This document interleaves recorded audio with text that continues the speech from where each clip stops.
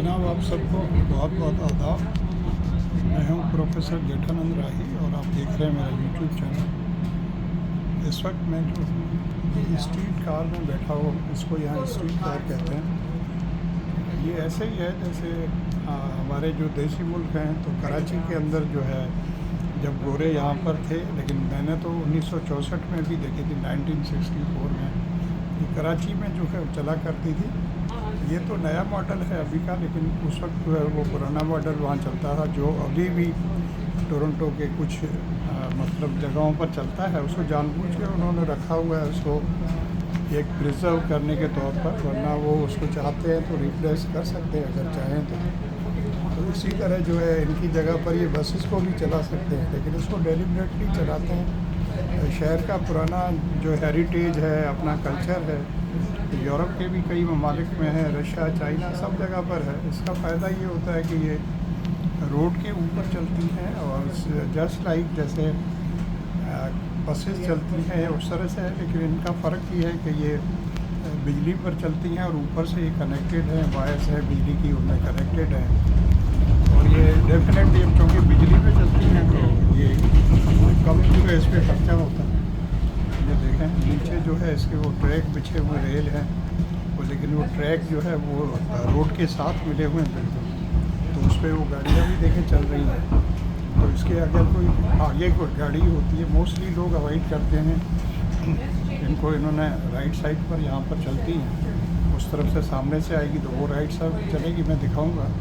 तो अगर उसके आगे वो गाड़ियाँ वगैरह होती हैं तो ये बिल्कुल उसको स्लो कर लेते हैं, और उसी तरह के रूल्स हैं जिस तरह आपकी गाड़ियों के हैं रोड के ऊपर, और वही राइट्स हैं। लेकिन जनरली इनको ये कहा जाता है कि जब ये कहीं खड़ी हुई हो स्ट्रीट कार, तो फिर जिस तरफ इसके दरवाजे खुल रहे हैं उस तरफ के लिए कहते हैं कि कार वालों को नहीं जाना चाहिए, क्योंकि वहाँ से कोई पैसेंजर वगैरह उतर रहा हो तो फिर उसको जो है वो एक्सीडेंट हो सकता है। तो जिस तरह से लोग उतर रहे हैं, अब जैसे यहाँ पर राइट साइड पे लोग उतरेंगे चढ़ेंगे, तो इस तरफ तो खैर आने की जगह भी नहीं है, लेकिन फिर भी अवॉइड करते हैं लोग, दूर रहते हैं इससे। वो देखें वो बस आ रही है सामने से। अब ये यहाँ से बाथर्स्ट स्टेशन है, BATHURST बाथर्स्ट स्टेशन है। और ये यहाँ से जो मैं फ़र्स्ट टाइम आया हूँ इस स्टेशन पे, अब आया भी होगा तो मुझे जहन में नहीं आ रहा, क्योंकि यहीं से एक रास्ता जो है इस स्टेशन से या आगे पीछे कहीं से बस में एक जाती है, वहाँ पर जो है वो आगे मैं और मेरी वाइफ 2 बार मेरा हमारा आना जाना हुआ था, किसी काम से हम गए। वैसे फर्स्ट टाइम आया हूँ, और आज मेरे आने का मकसद ये है कि मैं चाहता था मैं आपको जो है वो यहाँ एक एयरपोर्ट है, एक तो टोरंटो का बड़ा इंटरनेशनल एयरपोर्ट है जिसका नाम पियर्सन एयरपोर्ट है। वो यहाँ से तकरीबन जो है वो डाउनटाउन टोरंटो से, मतलब जैसे आप समझ लें डंडास स्क्वायर है, तो वहाँ से तकरीबन 30-35 किलोमीटर होगा। तो वहाँ तक पहुँचने में जो है वो 30 किलोमीटर लग जाते हैं गाड़ी में, लेकिन अगर रुकावट हो और ये हो तो 40 मिनट भी लग सकते हैं। तो लोगों की सहूलत के लिए जो है, जिस साल मैं यहाँ पर आया था तो 2013 में ही शायद या 2012 में जो है गवर्नमेंट ने यहाँ पर लोगों का बहुत बड़ा मुतालबा था कि आप बसेस वगैरह तो सब चलती हैं, जैसे किपलिंग स्टेशन पर आप चले जाएं तो वहाँ से डायरेक्ट बस जाती है एयरपोर्ट के लिए, उसको रॉकेट का कहते हैं, रॉकेट सीधी जो है वो 30-35 किलोमीटर, लेकिन उसको बहुत तेज़ी के साथ वो फास्ट होती पे कहीं रुकती नहीं है, तो वो पहुँचा देती है कहीं। तो वो सर्विस तो अपनी जगह पर है, और भी गाड़ियाँ वगैरह सब है, ऊबर है, टैक्सीज़ हैं, वीवोस हैं और सब है। लेकिन इनका मुतालबा था लोगों को कि जैसे दूसरे इंटरनेशनल सिटीज़ में हैं, एयरपोर्ट से सीधी जो है उनकी ट्रेन शहर में आती है।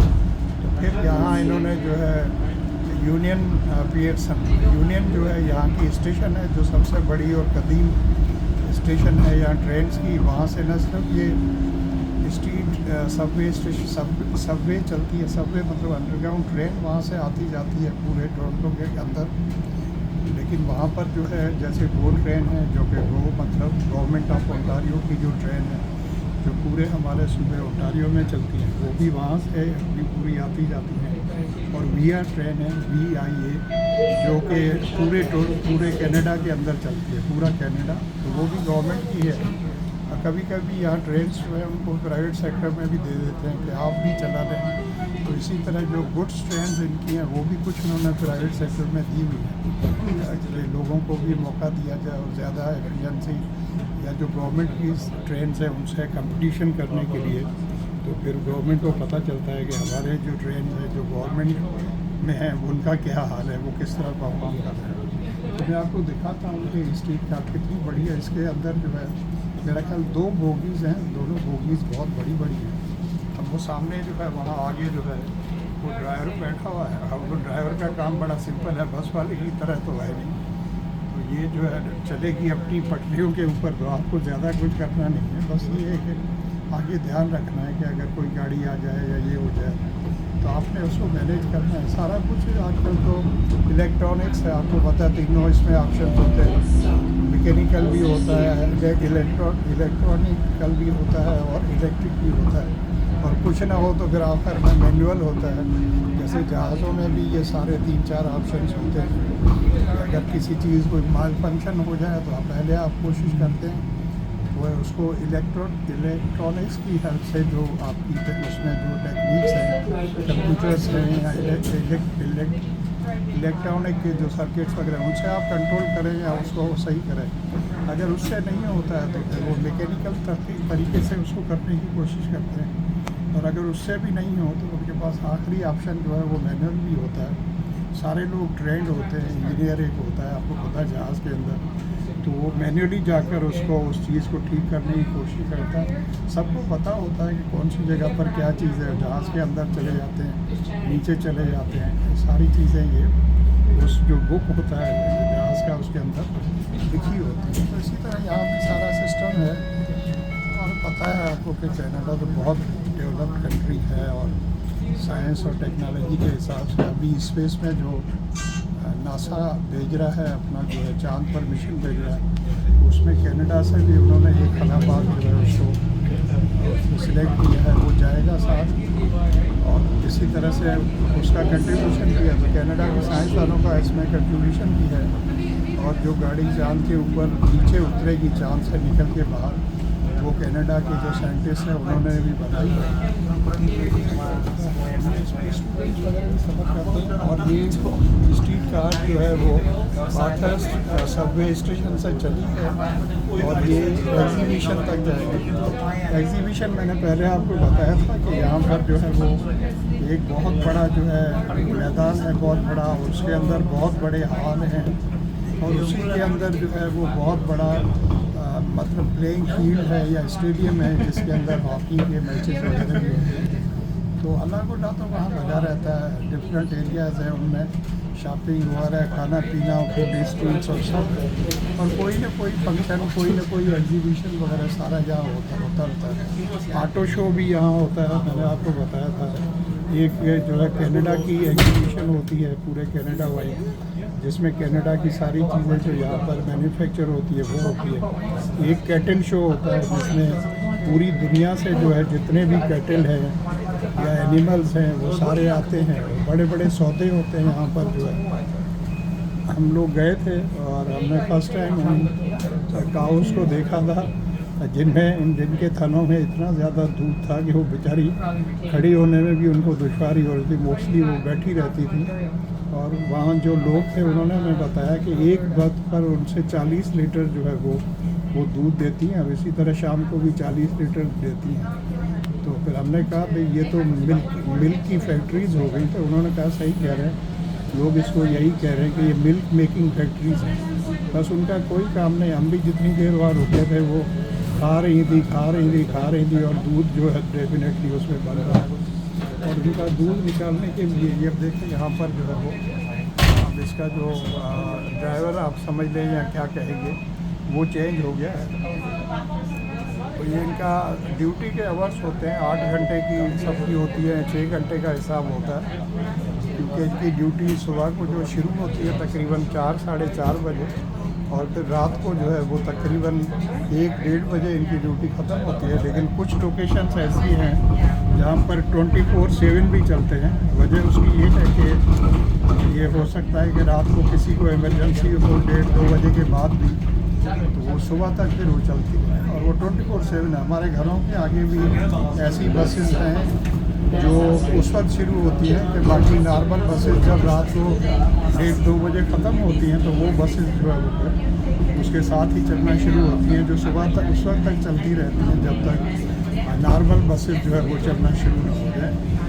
उनको जो है उन बसेस के आगे जो है चाँद का जो निशान बना होता है कि ये रात का है, और ये वहाँ से मुसलसल जो है ये अभी तक तो इसी स्ट्रीट पर चल रही है जो इस स्टेशन के नाम पर था। स्टेशन तो बाद में बड़ी एक्चुअली ये स्ट्रीट है और उसी स्ट्रीट के नाम पर उन्होंने स्टेशन का भी नाम रखा है। सामने देखे बोर्ड के ऊपर लिखा हुआ है जो बिल्डिंग जो ये लगी है पट्टी बर्थर्स स्ट्रीट जो है यहाँ लिखा हुआ है, तो इसी हवाले से जो है वो उन्होंने इसका नाम ये देखें बर्थर्स वेस्टर्न लिखा हुआ है। ये कोई और शॉप है सामने लिखा हुआ है।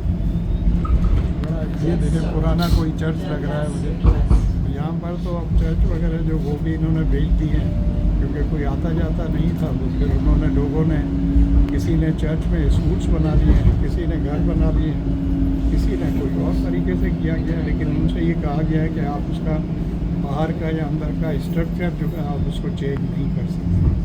ये टिम होटल्स की शॉप आ गई है यहाँ पर। टिम होटल आपको पता है कि बड़ा ही फेमस ब्रांड है, और ये टिम होटल बहुत फेमस जो है कॉफ़ी शॉप है, लेकिन अब तो यहाँ देसी लोग बहुत आ गए हैं, तो ये चाय वगैरह भी जो लोगों को देते हैं। तो ये मैं अपना साथ सफ़र जो है उसको जारी रखता हूँ और इसी वीडियो को यहीं ख़त्म करता हूँ। आपको जो ये व्लॉग अच्छा लगे तो अपने दोस्तों से और फैमिली मेम्बर के साथ शेयर करें, और जिन लोगों ने अभी तक मेरे चैनल को सब्सक्राइब नहीं किया है तो आप इसको सब्सक्राइब करें और बेल आइकन को प्रेस करें। अपने दोस्तों और फैमिली वालों से भी कहें कि मेरे चैनल को सब्सक्राइब करें। कमेंट्स भी लिखें और बताएं कि आप फ्यूचर में जो है किसके टॉपिक्स पर जो है वो चाहते हैं कि व्लॉग बनाऊँ। आप मुझे जो है वो फेसबुक का जो मैसेंजर है वहाँ भी मैसेज कर सकते हैं, या मेरे व्हाट्सएप नंबर पे भी आप मुझे मैसेज कर सकते हैं, इंस्टाग्राम पे भी मैसेज कर सकते हैं। जनरली मैंने देखा कि आप मैसेज वगैरह करते नहीं हैं, आपको कोई देख तो लेते हैं। मैंने देखा 53% वो लोग देख रहे हैं जो उन्होंने मुझे सब्सक्राइब ही नहीं किया। चलो कोई बात नहीं, हो सकता है उनमें से कुछ लोग ऐसे भी हो जिनको ये पता भी नहीं होगा सब्सक्राइब क्या है, जिनको अगर वो समझते होंगे करना भी है तो उन्हें करना आता भी नहीं होगा। अब ये इतना तो नहीं है। कुछ लोग हैं जिनको सिर्फ ये पता है कि यूट्यूब कैसे चलाया जाता है, चीज़ें कैसे देखी जाती हैं, और उसमें आप जो 1-2 बार अपनी पसंद से चीज़ें देखेंगे तो आगे फिर वो ये मैकडॉनल्ड्स है उनका है, आपको पता है बहुत मशहूर ब्रांड है अमेरिकन, और मेरा ग्रैंडसन जो है उसका फेवरेट है। ये तो बहुत बड़ा है ये देखें। और अभी आया था एक सर्वे जिसमें लिखा हुआ था कि दुनिया के अंदर जो है वो सबसे ज़्यादा प्रॉपर्टी के हिसाब से जो है मैकडॉनल्ड्स जो है वो नंबर 1 पर है, या नॉर्थ अमेरिका में है। तो फिर मेरे बेटे ने मुझे बताया कि आप देखें जहाँ पर भी ये इनका मैकडॉनल्ड्स होता है मोस्टली उन्होंने बहुत बड़ा प्लाट लिया होता है पार्किंग के नाम पर।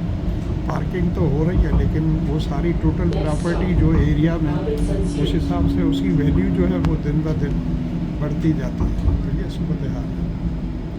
Thank you so much. फिर मैं इसको यहीं ख़त्म करता हूँ, फिर दोबारा उसको शुरू करते हैं दूसरे।